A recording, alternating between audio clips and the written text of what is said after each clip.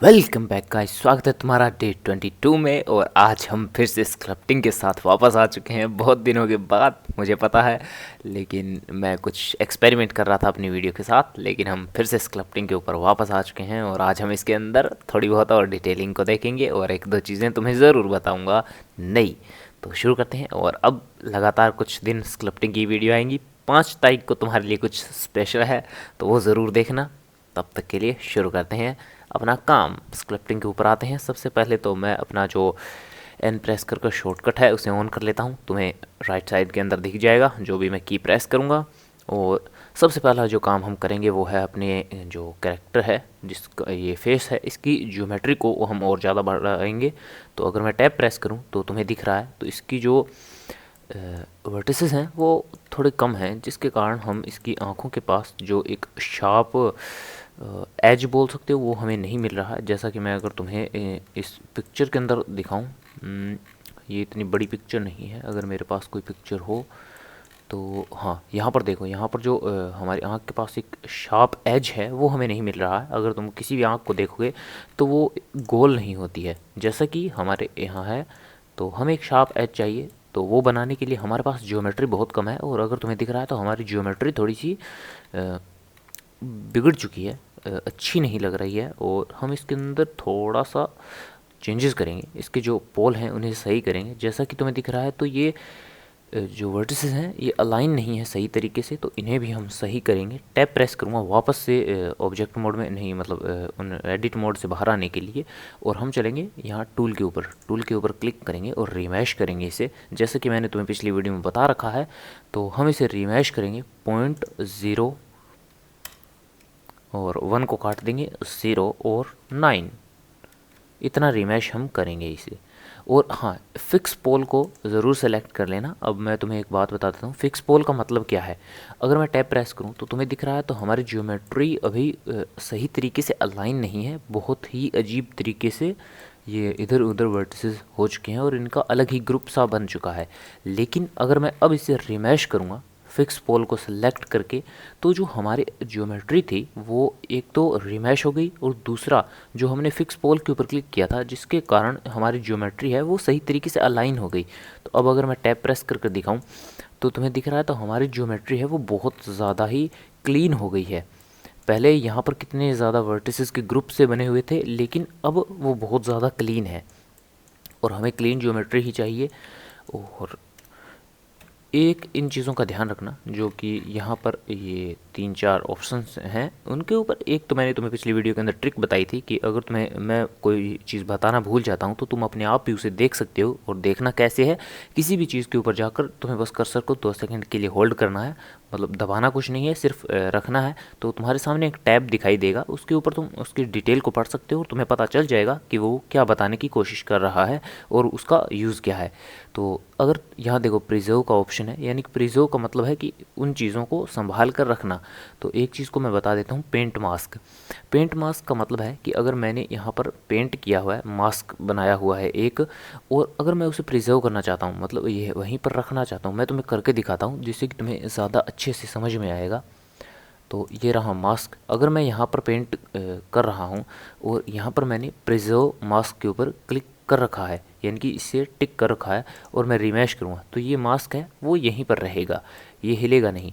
लेकिन अगर मैं इस प्रिजर्व पेंट मास्क को अनचेक कर देता हूँ और अगर वापस से रिमैश करूँगा तो वो मास्क हट जाएगा, क्योंकि वो प्रिजर्व नहीं है, मैंने उसे रखा नहीं है।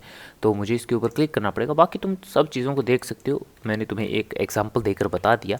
अब हम अपनी जो ज्योमेट्री है उसके ऊपर वापस आते हैं। और सबसे पहले जो हम काम करेंगे वो अपनी आंखों के ऊपर है। ध्यान से अपनी ज्योमेट्री को रिमैश कर लेना। और डिटेलिंग के लिए सबसे पहले तो अपने जो कुछ ये रेफरेंस है उन्हें देखना, जिससे कि तुम्हें एक अच्छा आइडिया मिल जाएगा कि तुम्हें आखिर बनाना क्या है और कैसे बनाना है। जो रेफरेंस है तुम्हारे पास वो तुम्हारी बहुत ज़्यादा मदद करेंगे, क्योंकि तुम उससे उसकी जो एक्सप्रेशन है चेहरे के उन्हें अच्छी तरीके से देख सकते हो।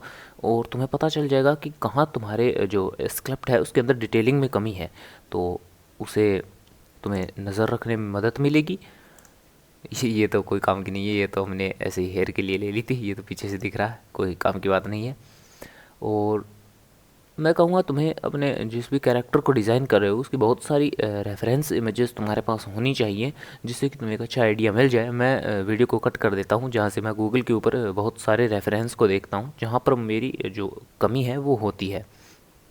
तो तुम्हें भी बिल्कुल ऐसा ही करना है जिसकी भी बना रहे हो। अगर खुद का भी एक कैरेक्टर बना रहे हो तो सबसे पहले तो अपनी ही बहुत सारी जो इमेजेस हैं वो क्लिक कर लो और उसके हिसाब से ही तुम्हें बनानी है। तो एक बार तो मैं गूगल के ऊपर देख के आता हूँ 2-3 इमेजेस और फिर हम वापस से शुरू करेंगे। तो गाइज़ मैंने एक हाई क्वालिटी इमेज डाउनलोड कर ली थी जिसके अंदर तुम देख रहे हो मुझे कितनी अच्छी तरीके से डिटेल मिल रही है। तुम भी एक 4K इमेज ऑनलाइन डाउनलोड कर सकते हो, मुझे एक मिल गई और जिसके अंदर मैं इसकी बहुत सारी डिटेलिंग को देख पा रहा हूँ। और मैंने एक तो नोटिस की और सही भी कर दी, जो कि मुझे अपना फेस था जो बहुत बड़ा लग रहा था, मतलब नीचे से जो कि इसकी चिन थी वो मुझे बहुत ज़्यादा नीचे लग रही थी, तो मैंने थोड़ी सी ऊपर कर दी। और तुम्हें एक ट्रिक बताता हूँ, अपने इसकी जो नोज़ है उसके ऊपर मास्क कर देना जिससे कि ये नहीं हिलेगा, और जो अपना ग्रैब ब्रश है इसकी सहायता से उसे ऊपर कर देना जिससे कि तुम्हारा जो अ, क्या वो हेड है वो उसकी शेप में ही रहेगा, लेकिन उसके अंदर तुम आसानी से चेंजेस कर सकते हो। मैंने उसके अंदर थोड़े बहुत जो मुझे लगे वो चेंजेस कर दिए। अब बारी है हमारी आँखों की, तो आँखों की तुम देख ही सकते हो। सबसे पहले तो जो चीज़ हमें सही करनी है वो है, एक तो ये जो एज है इसका शार्प करना है, और दूसरा जो इसकी अ, आकृति है उसे सही करना है, और एक ऊपर जो इसके लाइन है जो कि डीप लाइन दिख रही है उसे सही करना है, जो कि हमारे पास है तो सही लेकिन कम ज्योमेट्री होने के कारण जो अब बहुत ही कम बची है। लेकिन अब हमने अपनी ज्योमेट्री को सही कर लिया है और अब हम इस लाइन को और सही तरीके से बना पाएंगे। तो मैं अपने बालों को हाइड कर देता हूँ और अब हम अपनी आँख के ऊपर आ जाते हैं। इसके ऊपर अब हम काम करेंगे। तो सबसे पहले तो हम अपना ब्रश लेंगे जिसका नाम है पिंच, जो कि मैंने तुम्हें पिछली वीडियोस में बता रखा है कि इसका क्या काम है। अगर तुम इस ट्यूटोरियल को शुरू से फॉलो कर रहे हो तो तुम्हें पता होगा कि इसका क्या काम है आखिरकार।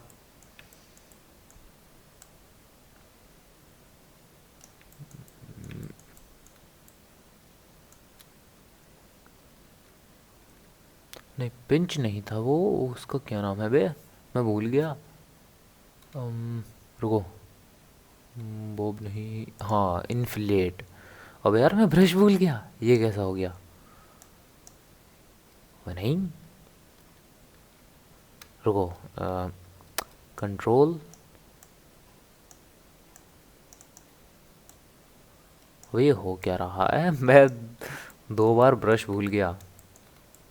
मेरा खुद से भरोसा उठ जाएगा अगर मैं ऐसे ब्रश भूलने लग गया तो ये कोई अच्छी बात नहीं है।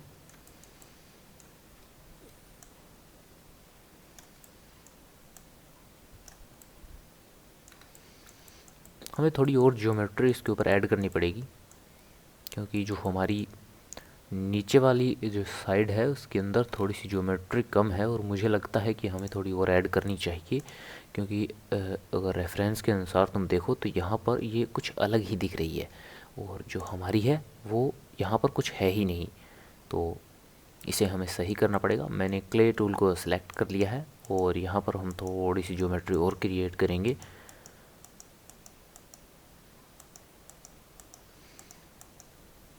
और एक चीज़ का ध्यान रखना, अपने मिरर जो यहाँ पर देखो सिमेट्री के अंदर मिरर को ऑन कर लेना, ताकि जो तुम एक साइड काम करो वो दूसरी साइड भी अप्लाई हो, वरना तुम्हें दिक्कत होगी।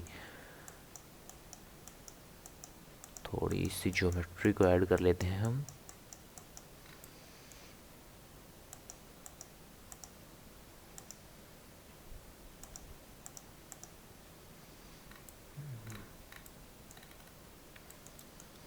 अपने ब्रश को छोटा करो और जो कंट्रोल है उसे प्रेस करो, तो जो एक डीप लाइन है वो तुम यहाँ पर क्रिएट कर पाओगे। और साथ साथ में इसे स्मूथ भी करते रहो, ताकि तुम्हें जो इसका असली इफ़ेक्ट है वो भी पता चलता रहे। और हमें इसकी आँख की जो आकृति है उसे भी बदलना पड़ेगा। तो हमें काम तो बहुत करने हैं अभी। जो ये यहाँ पर एक लाइन थी, अगर तुमने उस पिक्चर के अंदर ध्यान से देखा तो वो भी हमें क्रिएट करनी पड़ेगी।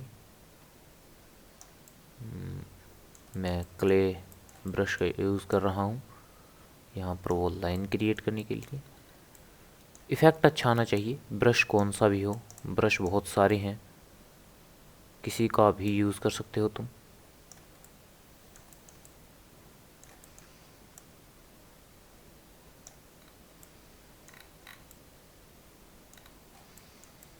अपने जो ऑब्जेक्ट है जिसे तुम मॉडल कर रहे हो उसे तुम्हें करीब से भी देखना है और बहुत दूर से भी देखना है, जिससे कि तुम्हें एक आइडिया है वो मिल जाएगा कि तुम्हारा कैरेक्टर कैसा चल रहा है उसका काम। तो मेरी मानो तो उसे हर एक एंगल से देखने का ट्राई करो, जिससे कि तुम्हें बहुत अच्छा आइडिया मिलेगा कि तुम कैसा बना रहे हो उसे। और कंट्रोल आर करते रहना ताकि तुम उसे बार बार रीमैश कर पाओ और तुम्हारे पास इनफ ज्योमेट्री हो काम करने के लिए। अगर काम करने के लिए ज्योमेट्री ही नहीं होगी तो फिर काम करोगे कैसे। कंट्रोल प्रेस करो।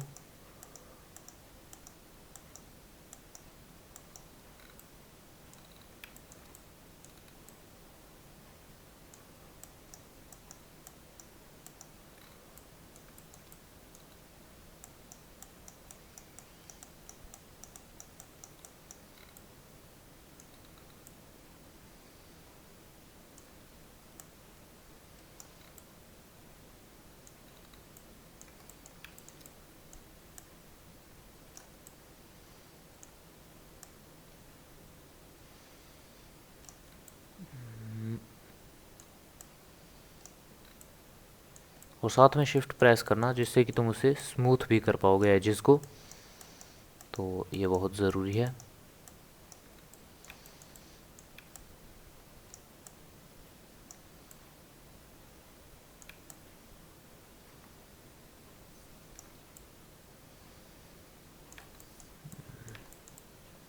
अब बारी है हमारे नीचे वाले भाग की, तो ऐसा ही तुम्हें करना है। मैं सबसे पहले इसके अंदर थोड़े बहुत चेंजेस और कर लेता हूँ और मिलता हूँ तुमसे 2 मिनट के बाद। तो गाइस यार मैंने आंखों के अंदर थोड़ा बहुत चेंजेस कर लिया है और मैंने थोड़ा बहुत कानों के अंदर भी चेंजेस किया है, क्योंकि मेरा कान जो ऊपर से था वो एकदम बिल्कुल फ्लैट था। तो मैंने ग्रैब ब्रश की सहायता से इसकी थोड़ी सी क्ले को ऊपर किया और इसकी जो शेप थी वो कान की तरह करने की कोशिश की।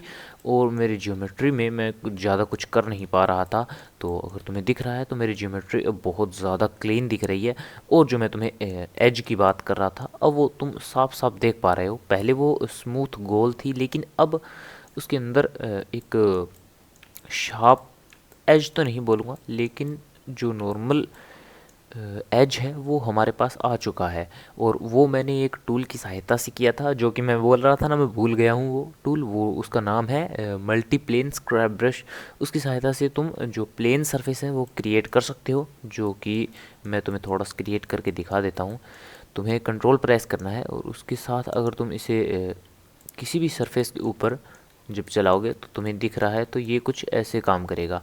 अभी तो ये बिगाड़ रहा है क्योंकि मैंने ये पहले ही कर रखा है, तो ये यहाँ से ख़राब ही करेगा।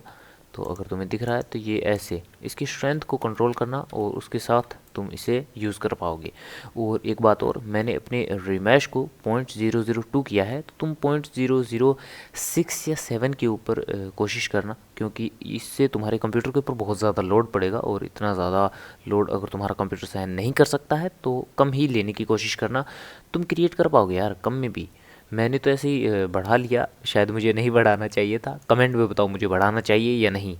अगर नहीं तो मैं लो पॉली के अंदर भी बना कर दिखाऊंगा। मेहनत थोड़ी ज़्यादा लगेगी क्योंकि उसके अंदर थोड़ा सा ज़्यादा दिमाग लगाना पड़ेगा और मेरे पास इतना ना तो टाइम है ना मैं इतना ज़्यादा यूज़ कर सकता हूँ दिमाग को, क्योंकि मेरे पास टाइम नहीं है और टाइम से ही दिमाग का यूज़ कर सकते हैं।